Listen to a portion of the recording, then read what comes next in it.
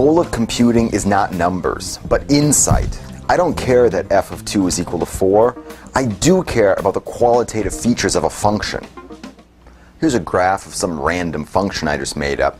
A significant qualitative feature of this graph is that right here is a valley in the graph, and up here is a mountaintop. Speaking of mountaintops and valleys is maybe too metaphorical, not precise enough. Let's try to work out a better definition.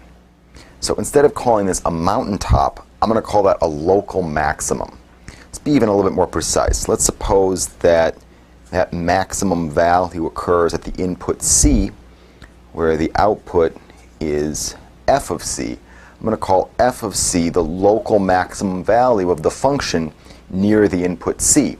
Here's a precise definition. F of c is a local maximum value for f if whenever x is near the input C, f of c is bigger than or equal to f of x. Maybe this isn't even precise enough. A big sticking point with this is this word near. That's sort of a weaselly word.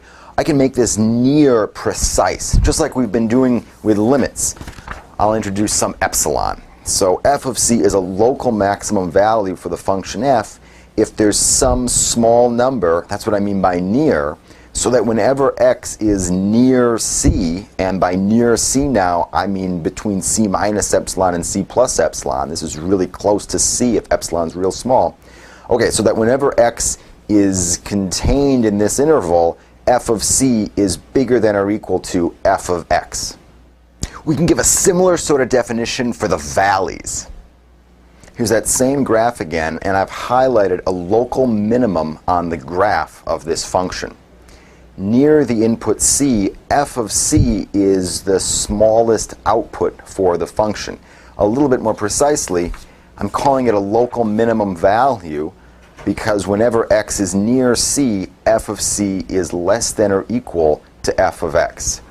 Or even a little bit more precisely again, just like for local maximums, I can replace near with epsilon.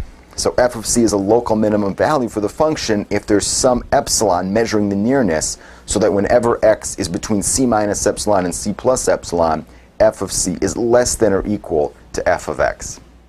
Sometimes I'm going to want to talk simultaneously about local maximums and local minimums.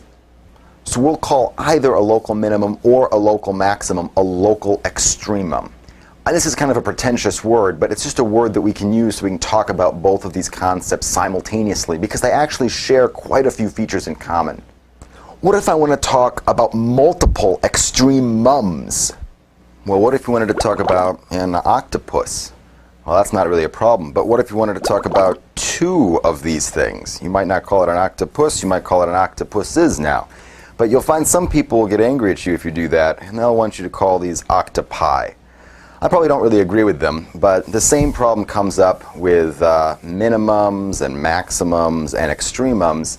You're going to find some people who will demand that you call these minima, maxima, and extrema if you're talking about more than one of these things. But really, either is fine.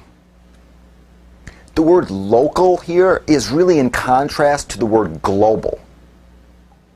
We'll say, in fact everyone will say, that f of c is a global maximum value for the function f if no output of the function is larger than f of c.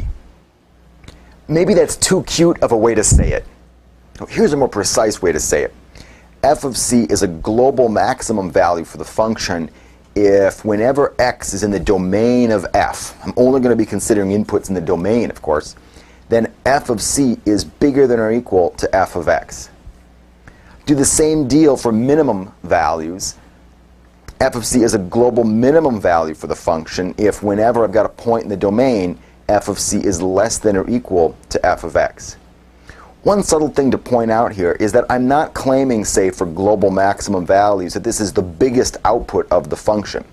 What I'm saying is that any other output isn't larger than f of c. F of c is bigger than or equal to any other output of the function. And the same deal for this global minimum. I'm not saying this is the smallest output of the function. I'm just saying that any other output is bigger than or equal to this output. Now we can see some examples of this. Here's that same graph that we've been looking at so many times here. Let's try to figure out where the local extrema are. This point here is a local maximum. That's the biggest output value for nearby input values. This point here is a local minimum. Right? You're sitting in that valley. That's the smallest output value among nearby inputs.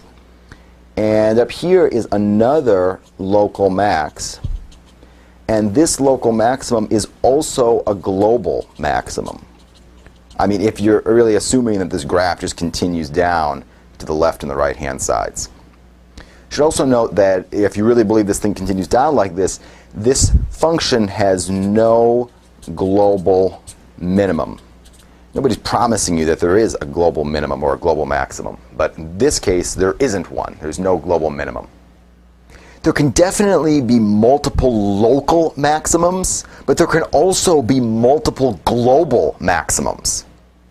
So here I've drawn another graph where I've rigged it so that these two output values are the same. So these are both local maximums, but they're also both global maximums. Right? So in this case, these are both global and also local maximums. There's even more, dare I say it, extreme versions of this. Here I've graphed the constant function y equals 17. 17 is both a global maximum and a global minimum for this constant function. The distinction between local and global maximums is really quite important, even in everyday life. When you're standing at a local maximum on the top of this mountain, small changes to your situation just make things worse. And yet, if you're willing to go through this valley, you'll eventually come up here to what at least appears to be the global maximum of this function.